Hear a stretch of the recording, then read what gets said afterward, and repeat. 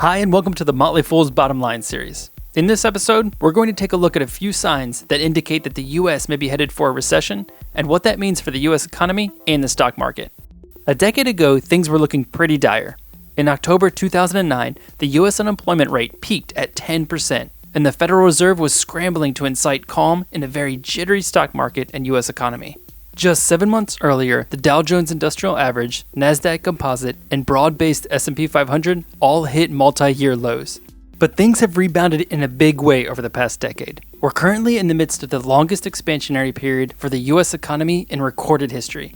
The unemployment rate is at a nearly 50-year low, and the Dow, Nasdaq, and S&P 500 have all hit record highs since the Great Recession. Unfortunately, all good things must come to an end. Right now, there are a few red flags indicating that there could be trouble ahead for the US economy and the stock market.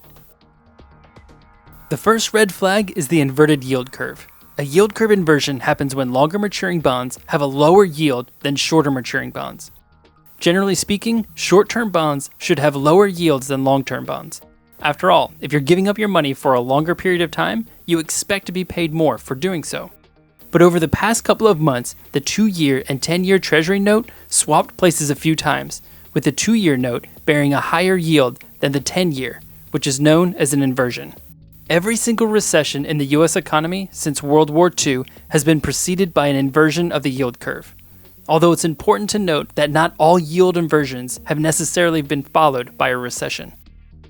Nevertheless, inversions don't come about unless there's some serious concern about the health of the US economy. A second concern for the economy is the current contraction in US manufacturing. The Institute for Supply Management releases its Purchasing Managers Index every month, which is a gauge for how the manufacturing sector is doing in the US. And in September, the PMI fell to 47.8%. That's the lowest percentage it's been since June 2009, and any reading below 50 signals a contraction. There's little doubt that the ongoing trade war between the US and China is the biggest headwind in this confidence collapse in manufacturing. Peter Bookbar, the chief investment officer at Bleakley Advisory Group, recently said that we have now tariffed our way into a manufacturing recession in the US and globally. The US and China have been trying to work out a long-term trade deal for more than a year now, with tariffs being imposed on and off for the past 15 months. There is simply no quick fix to the trade war, and the longer it lingers, the more US manufacturing may suffer. Lastly, history would suggest that the stock market and US economy are primed for a recession. Despite more than 10 years of expansion, there's a good probability that a recession will happen sooner rather than later. The US has had 14 recessions over the past 90 years, or about one every 6.5 years. Even though the US economy doesn't stick to averages, this long-term data is pretty clear that recessions are a natural and unavoidable part of the economic cycle. We also know that stock market corrections are perfectly normal. In fact, the S&P 500 has had 37 corrections of at least 10% since 1950.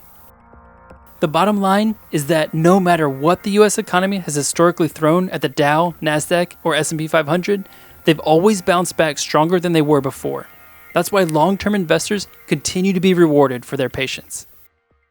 Thanks for watching this video. Do you think the US economy is headed for a recession in 2020? Let us know in the comments below. And if you like this video, click the thumbs up button and hit subscribe. It helps us to reach more people, which allows us to make more awesome content.